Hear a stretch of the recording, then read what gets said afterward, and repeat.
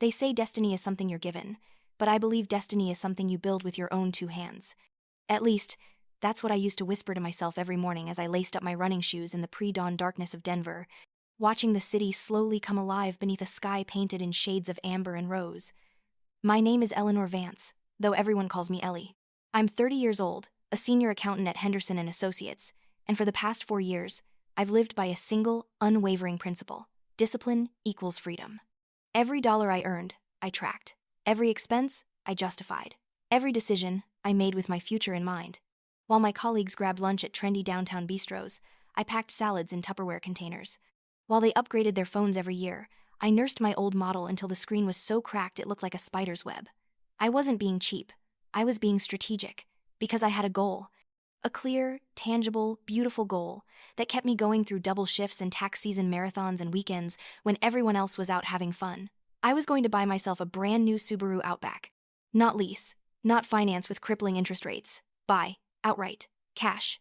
It took me 4 years to save $36,000. 4 years of saying no to vacations, no to new clothes, no to nights out that would have cost more than my weekly grocery budget. But on a crisp Tuesday morning in early September, I walked into Rocky Mountain Subaru with a cashier's check in my purse and drove out in a silver Outback that smelled like possibility and new beginnings. The odometer read 0 miles. 0. Every mile on that car would be mine, every scratch would tell my story, every journey would be one I chose. I remember sitting in the driver's seat in the dealership parking lot, my hands gripping the leather steering wheel, and actually tearing up, not because of the car itself, though it was beautiful, but because of what it represented. I'd set a goal. I'd worked for it. I'd achieved it. All on my own. No one had given me anything. No one had bailed me out. This was proof that I could take control of my life and make things happen. I should have known better than to drive straight to my parents' house. The first sign that something was wrong came before I even got out of the car. My sister Cassie's ancient Corolla was parked diagonally across the driveway, blocking the entrance like she owned the place. Which, in a way, she always had.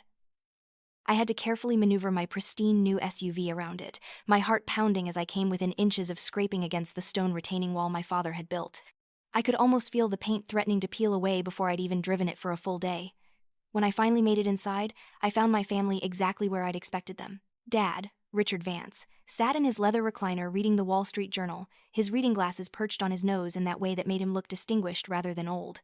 Mom, Susan, bustled around the kitchen preparing what looked like enough food to feed an army, her face set in that expression of determined cheerfulness she always wore when she was trying to keep the peace. And Cassie, my baby sister, sprawled across the entire sofa like a Renaissance painting come to life, her manicured nails clicking against her phone screen, her expertly highlighted hair cascading over the cushions, electronic dance music blaring from her Bluetooth speaker. She was 28 but could have passed for younger, not because she had a youthful face but because she'd never been forced to grow up. Cassie had always been beautiful, the kind of effortless pretty that made people want to help her, protect her, give her things. And she'd learned early how to weaponize that beauty, how to turn on the tears or the charm or the vulnerability depending on what the situation required. I loved my sister. I want to be clear about that. But I'd also spent the last 3 decades watching her skate through life on looks and manipulation while I worked myself to the bone, and somewhere along the way, that love had curdled into something more complicated. Something that tasted like resentment mixed with guilt for feeling that resentment. "There's Eleanor," Dad said without looking up from his newspaper. "See, you got yourself a new utility vehicle. Utility vehicle." As if I'd bought a work truck instead of the car I'd been dreaming about for years. The way he said it made my achievement sound practical and boring, stripped of all the emotion and pride I'd felt signing those papers. Mom looked up from the salad she was tossing, her smile tight. "Oh, how sensible. Very appropriate for a woman in your position, sweetie." Appropriate. Sensible. The words my mother always used when she wanted to remind me that my life was small and predictable and exactly what everyone expected from the responsible daughter. Not like Cassie, who was exciting and unpredictable and always kept them guessing. "It's a masterpiece, Mom," I said, unable to keep the edge out of my voice. 0 miles. I bought it this morning. That's when Cassie looked up, and I saw it. That flash in her eyes. The same look she'd had when I'd gotten into Cornell and she'd barely scraped through community college. The same look when I'd been promoted to senior accountant and she'd been fired from her 3rd job in 2 years. It wasn't quite jealousy. It was something deeper, something more possessive. It was the look of someone who believed that anything good in the world should belong to her, and if it didn't, then it must be taken. "Outback, huh?" She stood up, stretching like a cat, and sauntered over to where I stood by the kitchen counter. I heard those new ones have massive touchscreens, like bigger than an iPad. That's so cool. Her voice dripped with synthetic sweetness. You should totally let me take it for a spin around the neighborhood, you know? Just to test it out. I bet it drives like a dream. No, I said immediately. The word came out harder than I'd intended, but I didn't apologize. You're not on my insurance, Cassie, and I don't give permission. It was important to say it clearly, to use those exact words, because with Cassie, ambiguity was permission.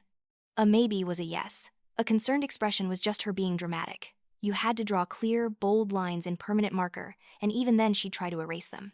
Cassie's face shifted, the sweetness evaporating like morning dew. She stepped closer, invading my personal space in that way she always did when she wanted to intimidate me despite being 2 inches shorter. Don't be such a tight ass, Ellie. God, you're always so uptight about your precious stuff. We're sisters. What's yours is mine, right? Isn't that what Mom's always saying? Family shares. Family takes care of each other. She reached out and snatched my keys off the counter where I'd just set them down. I grabbed for them immediately, but she'd already closed her fist around them, holding them above her head like we were kids fighting over a toy. Cassandra, give those back right now, I said, my voice shaking. Girls, please, Mom interjected, not bothering to look up from chopping vegetables. Let's not ruin a nice evening. Cassie, honey, put the keys back. Eleanor, don't be so difficult.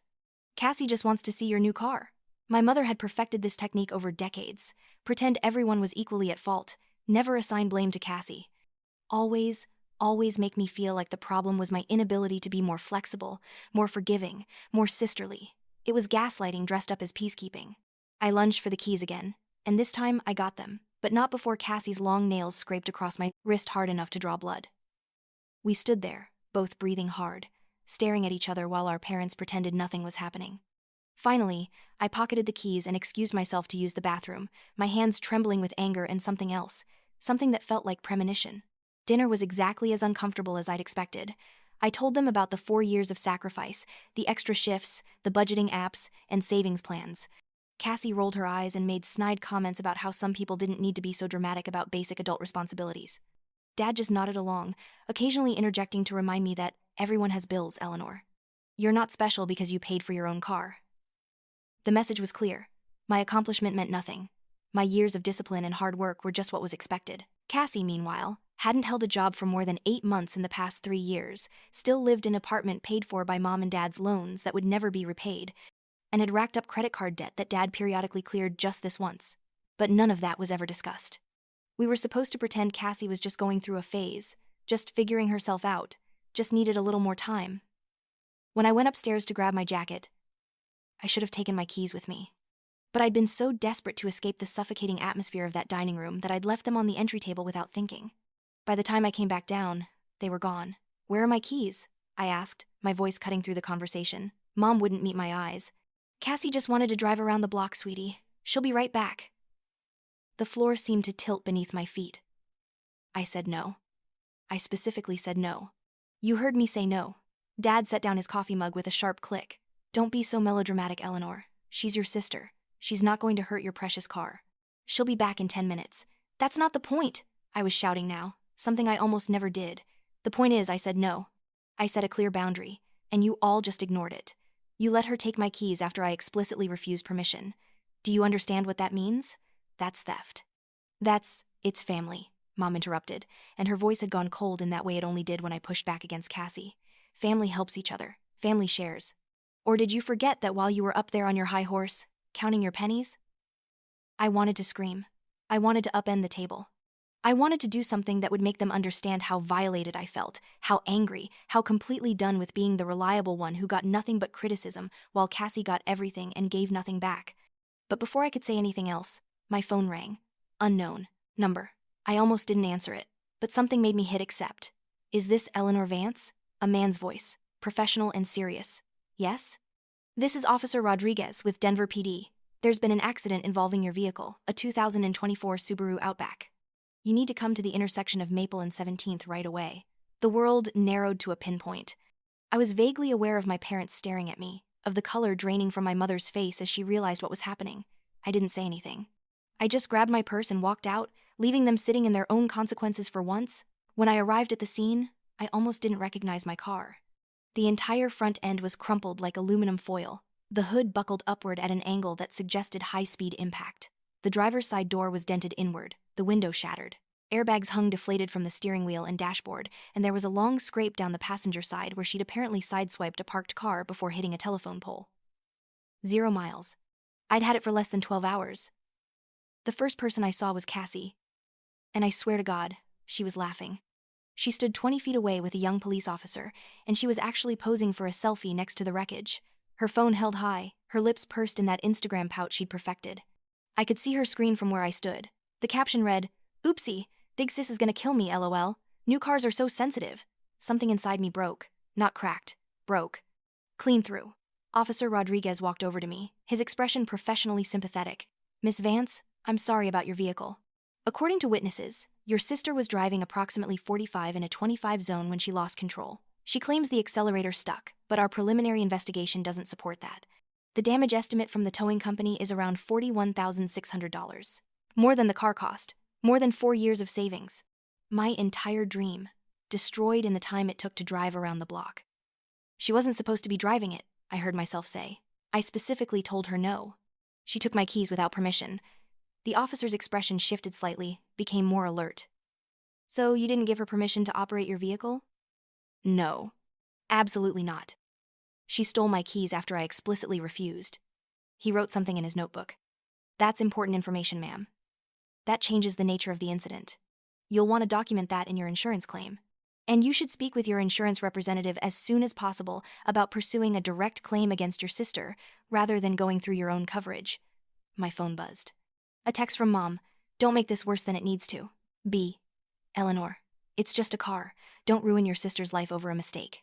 Just a car. 4 years of my life, reduced to just a car." A mistake, as if Cassie had accidentally spilled wine on my shirt instead of stealing my property and totaling it. I didn't reply. Instead, I got the contact information from Officer Rodriguez, took approximately 60 photos of the damage from every angle, and arranged for the car to be towed to the insurance company's preferred shop. Then I called Calvin Brooks, my insurance agent, right there on the sidewalk while the police finished their report. "Calvin, it's Ellie Vance. I need to file a claim, but it's complicated. My sister took my car without permission and totaled it. The police said I should pursue a direct claim against her instead of using my own coverage. Can you walk me through that?" There was a pause, then Calvin's steady voice. "Absolutely. Come by my office first thing tomorrow morning. Bring the police report and any documentation of your refusal to give permission. Text messages, witnesses, anything. This is important, Ellie. Most people let family pressure them into just filing a normal claim and eating the rate increase. But if she genuinely took your vehicle without authorization, you have the right to pursue recovery directly from her." That night, I sat in my small apartment, staring at my phone. 47 messages from family members, my father demanding I come back and fix this. My mother sending me Bible verses about forgiveness. Cassie alternating between tearful voicemails about how it was an accident and angry texts calling me heartless. Aunts and uncles and cousins weighing in, most of them telling me to be the bigger person. Let it go. Family is forever. Only one person asked me how I was doing. Leo Sterling, my coworker and closest friend, who'd listened to me vent about my family dynamics for years. His text was simple. "Are you okay? Do you need anything?" I typed back. "No. But I will be." The next morning, I walked into Calvin's office with a leather folder containing printouts of every relevant text message, the police report, photos of the damage, and a written timeline of events. Calvin reviewed everything carefully, then looked up at me with something like respect. "Most people wouldn't do this," he said. "Family pressure is intense, especially siblings." "I'm not most people," I replied. "What do I need to sign?" He laid out the paperwork.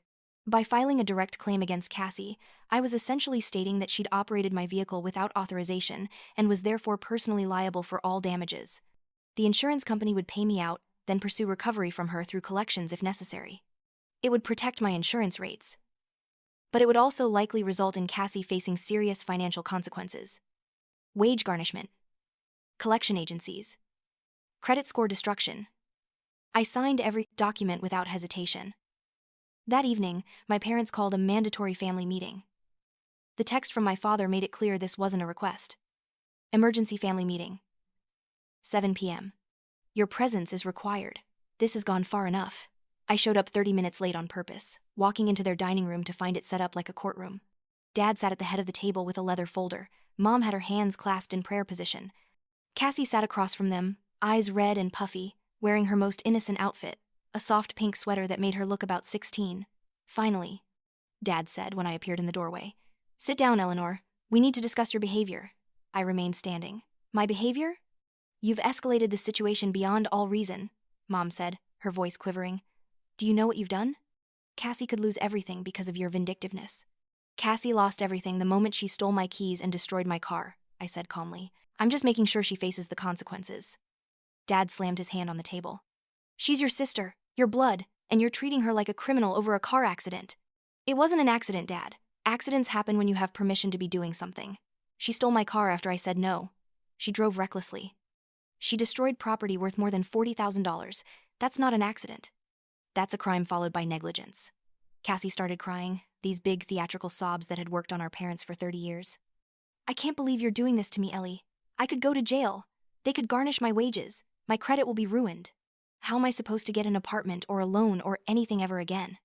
"You should have thought about that before you took something that didn't belong to you," I said, and I was surprised by how steady my voice was.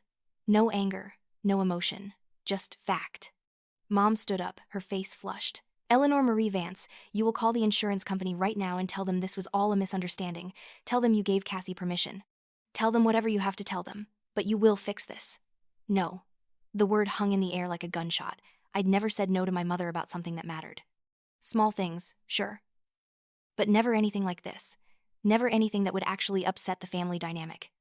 Dad's face turned red. "If you go through with this, I'm cutting you out of the will. You'll get nothing. Not a penny. Is that what you want? To destroy your family over money?" I looked at him for a long moment.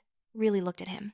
This man who'd taught me to be responsible, to work hard, to stand up for myself, but only when it didn't inconvenience Cassie. This man who preached accountability but never made his younger daughter face a single consequence. This man who was threatening to disinherit me for refusing to subsidize my sister's recklessness. "That's your choice, Dad," I said quietly. "Just like this is mine." I placed a manila envelope on the table. Inside were copies of all the insurance documents, the police report, everything. "This is happening. Cassie will receive official notification in about a week. She has 30 days to respond, or it goes to collections. I suggest she gets a lawyer. Or better yet, she gets a job and starts making payment arrangements." "You bitch!" Cassie hissed, her tears evaporating instantly. "You sanctimonious, selfish bitch. You're going to ruin my life over your stupid car." "No, Cassie. You ruined your own life by making the choices you made. I'm just not protecting you from the consequences anymore. There's a difference." I walked out. Behind me, I heard shouting, crying, accusations. My phone started buzzing before I even reached my car, but I silenced it. I drove to Leo's apartment, and when he opened the door, I finally broke down. Not because I regretted what I'd done, but because it hurt, because choosing yourself always hurts when you've spent your whole life choosing everyone else. The next 3 weeks were a masterclass in manipulation. My mother enlisted her prayer group, and suddenly I was receiving calls from church ladies I barely knew, all of them gently suggesting that Christians forgive. Dad called my boss, trying to get him to intervene, but Mr. Henderson was refreshingly blunt. "Your family issues are not workplace issues, Mr. Vance. Eleanor's performance has been exemplary, and her personal decisions are her own business." Cassie tried everything. First came the apologies, these long, rambling voicemails about how sorry she was, how she'd make it up to me, how she was going to change. When that didn't work, she switched to anger, leaving messages calling me every name in the book, threatening to show up at my workplace, telling me I'd regret this. Then came the fear tactics. Texts from Mom saying Cassie was having panic attacks, that her mental health was deteriorating, that I was essentially trying to kill her with stress. I documented everything. Every text, every call, every flying monkey they sent to guilt me. I saved it all in a cloud folder labeled evidence. Then came the negotiation. Dad showed up at my apartment with a check for $5,000. "This covers your deductible. Cassie will pay you back over time. You withdraw the claim, and we all move on." I didn't even let him inside. That doesn't cover the depreciation, the rate increase I'd face, or the principal of what she did. "No deal. 10,000. Final offer. No amount of money will make me lie and say I gave her permission, Dad. The insurance company already has my statement. It's done." He crumpled the check and threw it at me. "You're making a mistake, Eleanor. Family is forever. Cars are replaceable. So are relationships, apparently," I said, and closed the door. The collections process moved forward with bureaucratic efficiency. Cassie received official notification. She had 30 days to respond with either payment arrangements or a legal objection. She did neither. She simply called me every few days, alternating between begging and threatening until I finally blocked her number. Then something interesting started happening. My mother's friends from church began reaching out, but not to scold me. "Marion said you refused to help Cassie," one of them said carefully, "but she didn't mention that Cassie stole your car. That's not what she told us." "What did she tell you?" "That you were being cruel over a fender bender. That Cassie borrowed your car with permission and had a minor accident, and you were making her pay thousands of dollars over a tiny mistake." I sent her the police report, all of them. Every single woman in that prayer group received a copy of the official documentation. The photos of the totaled car, the text messages where I'd explicitly said no. I didn't editorialize. I just provided facts and let them draw their own conclusions. The tide began to turn, slowly, quietly, but it turned. Dad stopped calling. Mom's messages became less frequent. Cassie's social media, which had been full of vague posts about betrayal and toxic family members, went silent. 6 weeks after the accident, Cassie showed up at my office. Security called me, and I watched her on the camera monitor, pacing in the lobby. She looked terrible. Her hair was unwashed, her designer clothes wrinkled, her makeup smeared. Part of me wanted to go down there, to fix it, to make it better like I always had. But that part was smaller now, quieter. I told security to escort her out. She didn't leave quietly. The insurance payout came through 72 days after I filed the claim. $41,600, deposited directly into my account. I stared at that number for a long time. It was more than I'd paid for the car, more than I'd saved over 4 years. It should have felt like a victory. Instead, it felt like starting over. I didn't buy another new car. That surprised me more than it surprised anyone else. I'd spent so long dreaming of that Outback, of what it represented, but standing in a dealership looking at shiny new vehicles, all I felt was tired. Tired of proving myself. Tired of needing things to validate my worth. Tired of the whole game. I bought a 3-year-old Honda Accord instead. Dark blue, reliable, completely paid off. It was practical and boring and absolutely perfect. I put $15,000 into an investment account. Another 10 into savings. The rest I held on to, just in case. The first time I drove that Honda, something unexpected happened. I cried. Not tears of sadness or anger, but something else. Relief, maybe. Or grief. Grief for the version of myself who'd thought a new car would prove I was worthy. Grief for the family relationships that had died the moment I stopped protecting people from their own choices. Grief for 30 years of trying to earn love from people who only valued compliance.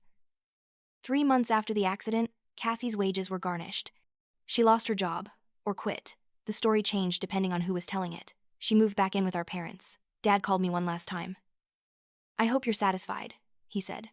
"Your sister is destroyed. She can't get a job, can't get credit, can't move forward with her life. All because you couldn't forgive a mistake." "Dad," I said, and my voice was steady. "Cassie destroyed herself. She made choices that had consequences.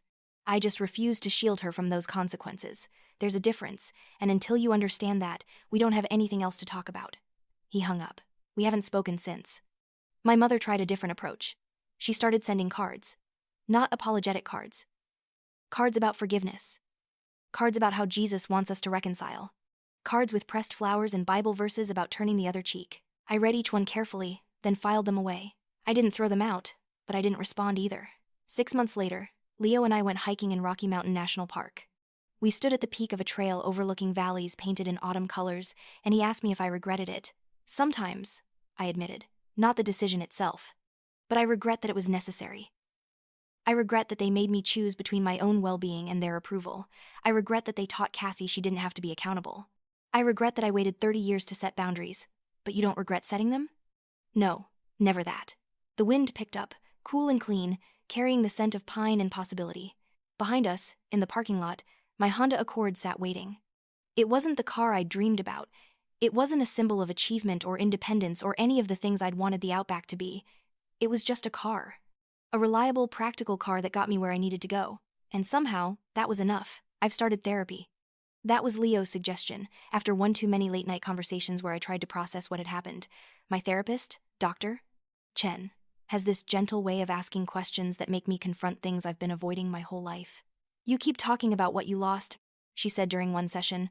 "The car, the money, the family relationships. But what did you gain?" I had to think about that.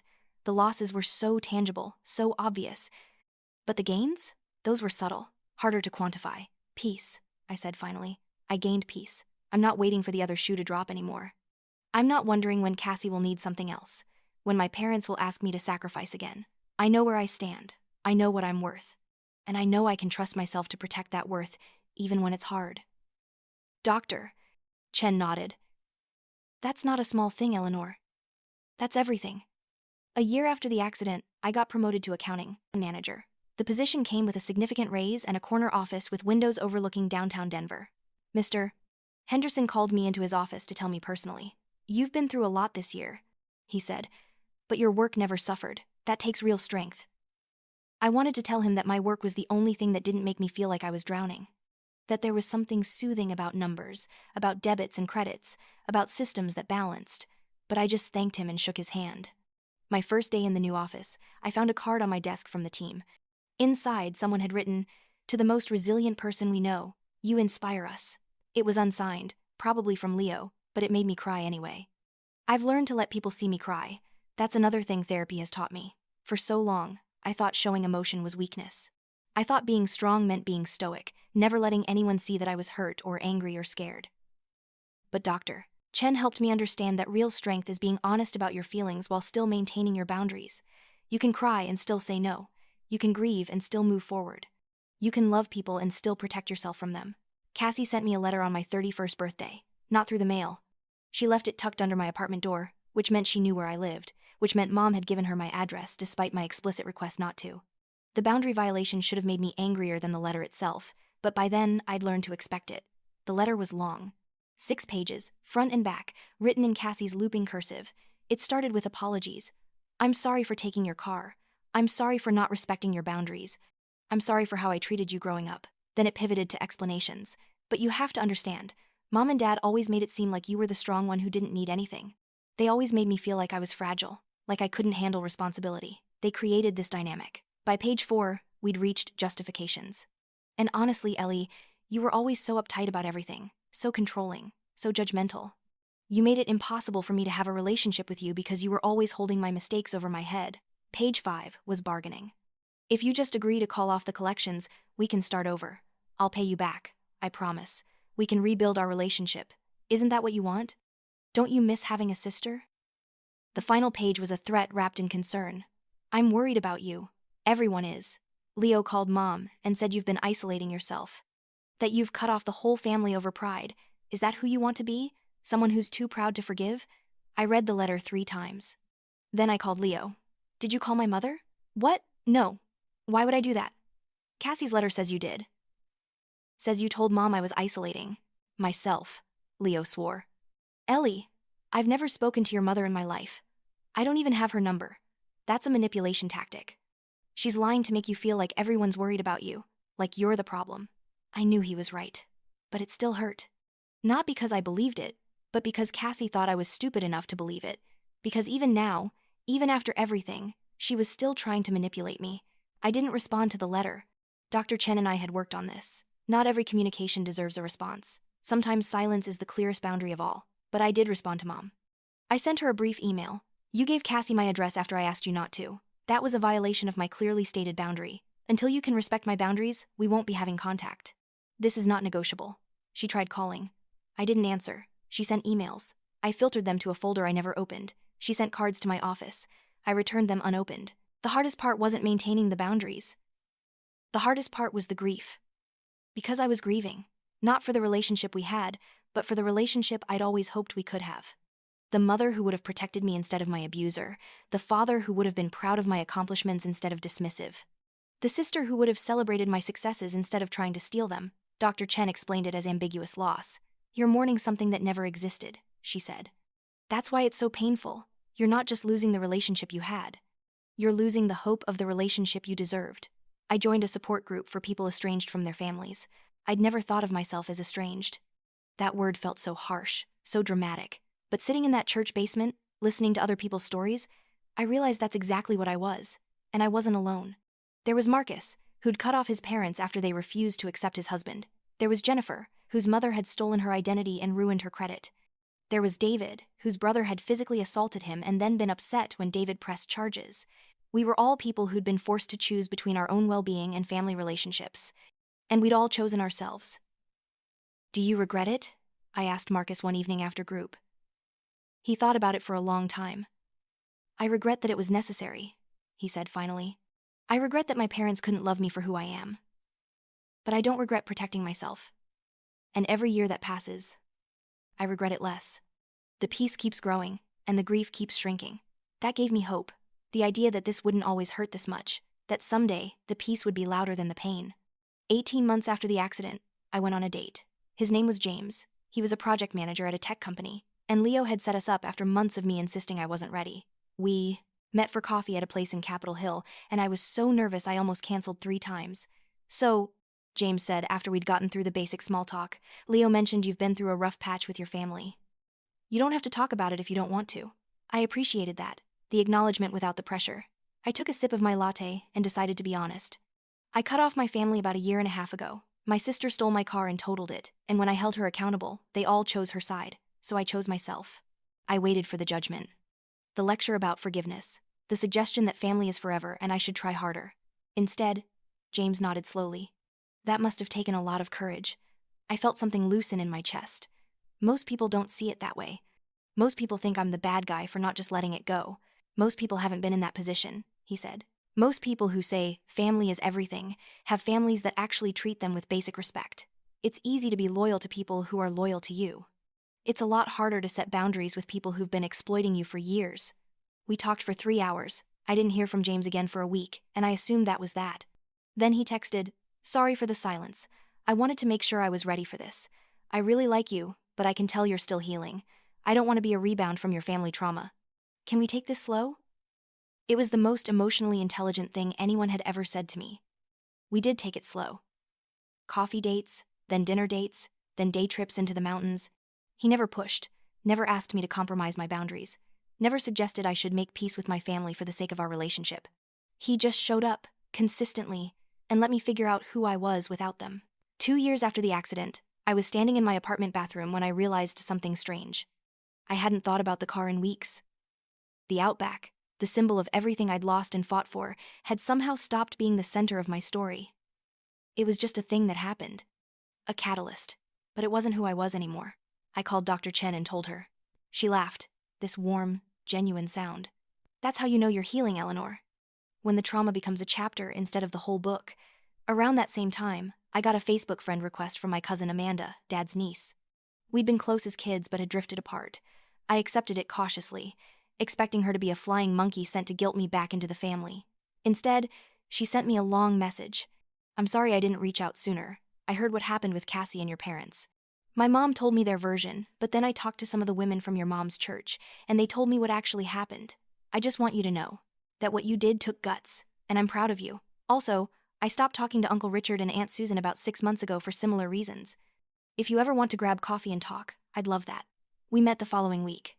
Amanda had her own stories of family dysfunction, of being the responsible one, of watching golden children get away with everything while she worked and sacrificed and received nothing but criticism. We sat in that coffee shop for 4 hours, comparing notes, validating each other's experiences, and I realized something important. I wasn't alone. I'd never been alone. I'd just been surrounded by the wrong people. Amanda told me that Cassie had moved out of state. North Carolina, I think. She's working as a server at some restaurant. Uncle Richard paid off the collection agency, by the way. He had to take out a second mortgage on the house, and from what I hear, he and Aunt Susan fight about it constantly. She wanted to let Cassie face the consequences, but he couldn't stand watching his baby girl struggle. I felt nothing. No satisfaction, no guilt, no vindication. Just a vast, peaceful nothing. Their choices were their consequences, just like mine were mine. "Do you miss them?" Amanda asked. "I miss the idea of them," I said. "I miss having parents. But I don't miss those specific people who happened to birth me." Does that make sense? Perfect sense. That summer, James and I took a road trip through Utah. We drove through Arches National Park in my humble Honda, the windows down, the radio playing classic rock, and I felt something I hadn't felt in years. Pure, uncomplicated joy. There was no one to call and update, no one to feel guilty for having fun without, no one to worry about offending or disappointing or abandoning. "You look happy," James said, glancing over at me. I am happy, I realized. I'm actually genuinely happy. It was such a simple thing. But for someone who'd spent 30 years managing other people's emotions, who'd tied her worth to her usefulness, who'd believed that love meant self-sacrifice, it was revolutionary. On the drive home, James asked me something I hadn't expected. Have you ever thought about reaching out to them? Not to reconcile necessarily, but just to see where things stand? I considered it. Really considered it. What would be the point? They haven't changed. They haven't apologized. They haven't done any of the work to understand why what they did was wrong. All reaching out would do is give them another opportunity to hurt me, and I'd have to set the same boundaries all over again. No thanks. Fair enough, James said. I just wanted to make sure you'd thought about it, that you were making a choice instead of just reacting. That was the thing about James. He asked good questions. Questions that made me examine my motivations and make sure I was acting from a place of health rather than hurt. And the answer was clear. I wasn't avoiding my family out of anger or spite or unforgiveness. I was avoiding them because they were toxic, and I deserved better. 3 years after the accident, I bought a house. A small, 2-bedroom bungalow in a quiet neighborhood with a backyard big enough for a garden. I saved for the down payment the same way I'd saved for the car, carefully, methodically, with discipline and purpose. But this time, there was no one to steal it from me. No one to diminish my achievement. No one to make it about them. Leo helped me move in. So did James. So did Amanda and Marcus from my support group, and people from work and neighbors I'd just met. We carried boxes and assembled furniture and ordered pizza, and it struck me that this was what family was supposed to feel like. People who showed up for you. People who celebrated your victories instead of resenting them. People who respected your boundaries and loved you anyway. The first night in my new house, I sat on the back porch and listened to the crickets. My phone rang. Unknown number. I let it go to voicemail. Later, I listened to the message. It was Mom. Eleanor, honey, it's Mom. I heard through the grapevine that you bought a house. I just wanted to say congratulations, and to tell you that Dad's having some health problems. Nothing serious, but he's getting older, and I think it would mean a lot to him if you called. We're still your parents, sweetie. We still love you. Please call me back. I deleted the message. Then I called Dr. Chen. What do you want to do? She asked. Nothing, I said. I don't want to do anything. Is that okay? Am I a terrible person? Eleanor, you're allowed to protect yourself. Even from sick people, even from elderly people, even from people who claim to love you. Love doesn't mean you're obligated to subject yourself to mistreatment. They'll say I'm heartless, that I abandoned my father when he needed me. They've said a lot of things about you that aren't true. What's one more? She was right. I'd spent 3 years building a life that didn't revolve around their opinions. I wasn't going to destroy that foundation because of a vague health scare designed to guilt me back into compliance. I didn't call back. 4 years after the accident, on a crisp September morning that reminded me of the day I'd bought the Outback, I went for a run in the park near my house. The sun was just coming up, painting the sky in those same shades of amber and rose that used to signal the beginning of my disciplined routine. But now, I wasn't running to punish myself or prove something. I was running because it felt good, because I wanted to. Halfway through my run, I stopped at a bench and sat down, breathing hard, watching the city wake up. A woman about my age jogged past with a stroller, her toddler giggling as she bounced along. An elderly couple walked hand in hand, moving slowly, comfortable in their silence. A teenager whizzed by on a skateboard, earbuds in, lost in his own world. All these people, living their lives, carrying their own stories. And for the first time in my life, I didn't feel like my story was wrong.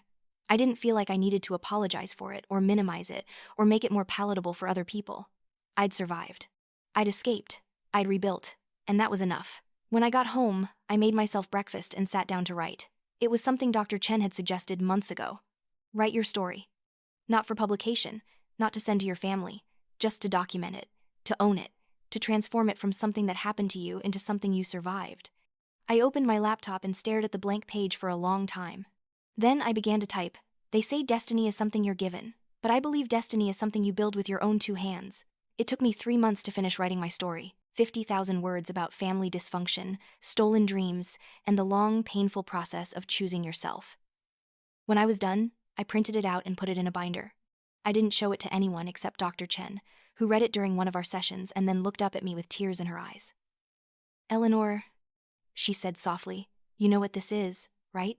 This is your testimony. This is proof that you survived, that you're not a victim anymore. You're a woman who stood up for herself and built a life worth living.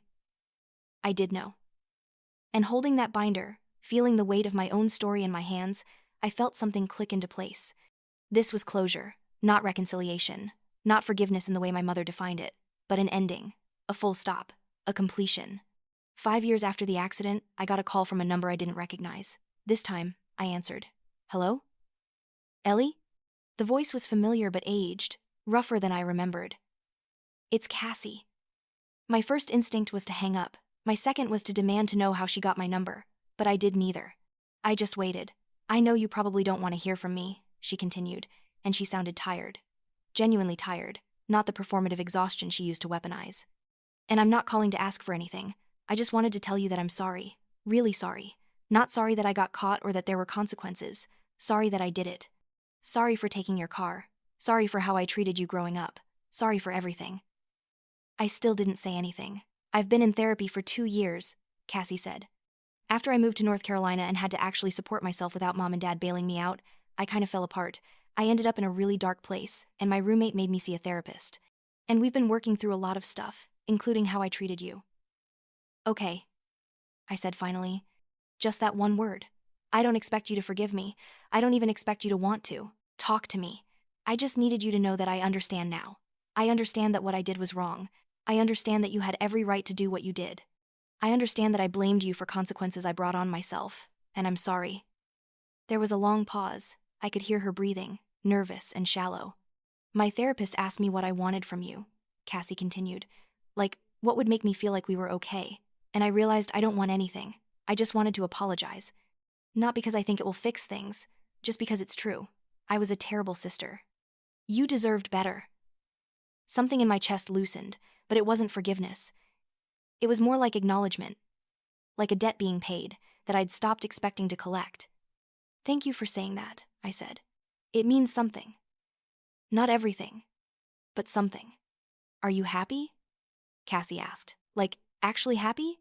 I thought about my house, my garden, my job, James, my friends, my Tuesday therapy sessions and Saturday morning runs. I thought about the woman I'd become when I stopped trying to earn love from people who were never going to give it freely. Yes, I said. I'm actually genuinely happy. Good. Her voice cracked. That's good. You deserve that, Ellie. You always deserved that.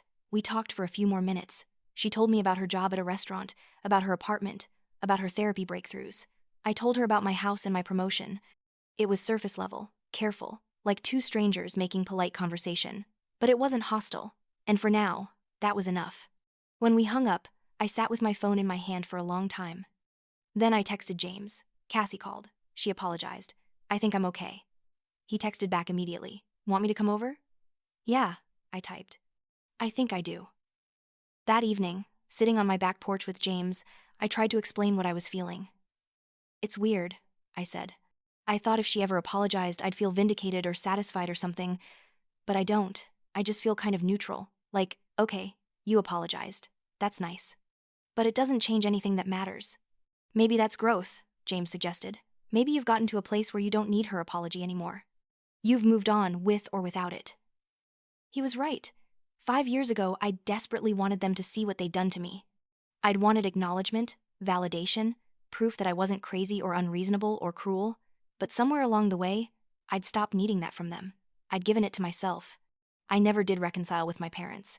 Dad passed away when I was 35, and I got the news through Amanda. I didn't go to the funeral. Mom sent me a long letter afterward, full of guilt and grief and accusations that I'd abandoned my father in his final years. I read it once, felt nothing, and filed it, away with all the others. Sometimes people ask me if I regret it, if I wish I'd handled things differently, if I think about what I lost. And the answer is always the same. No. Not anymore. Because what I lost were relationships that only existed on the condition that I sacrifice myself, and what I gained was myself. I'm 36 now. James and I got married 2 years ago in my backyard, surrounded by people who actually love me. Leo was my man of honor. Amanda caught the bouquet. Marcus from my support group officiated. It was small and perfect and completely ours. I still drive that Honda Accord. It has 130,000 miles on it now, and it runs like a dream.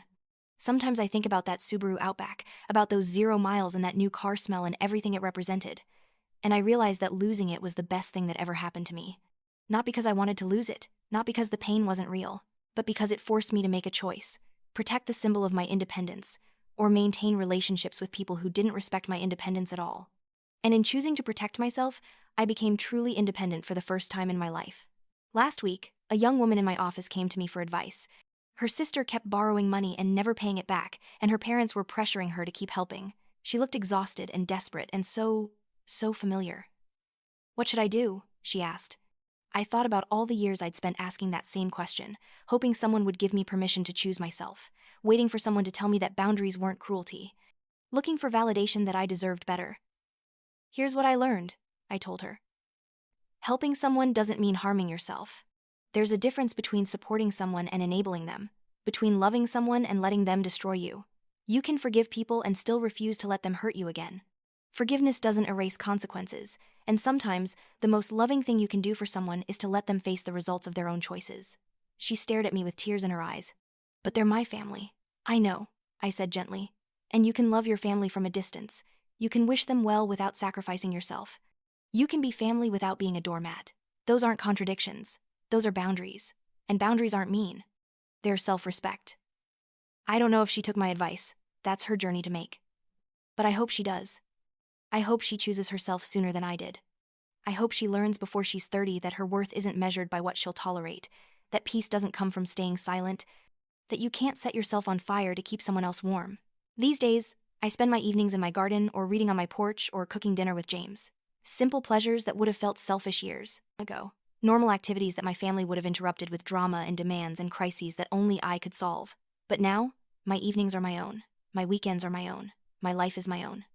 Last month, I drove up to a mountain overlook at sunset, the same one I'd gone to 5 years ago after everything fell apart.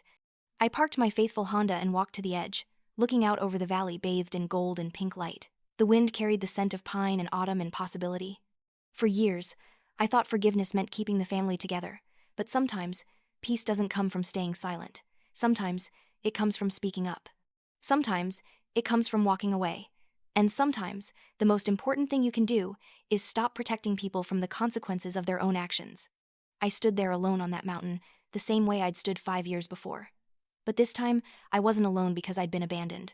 I was alone because I'd chosen it. Because solitude is different from loneliness.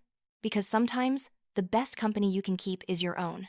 The sun dipped below the horizon, and the sky blazed with color. Behind me, my modest Honda waited patiently, ready to take me home. To my house, my life, my peace. To the destiny I'd built with my own 2 hands. And for the first time in my life, I didn't wish I was anywhere else. I didn't wish I was anyone else. I didn't wish for anything at all. I was simply, finally, completely free.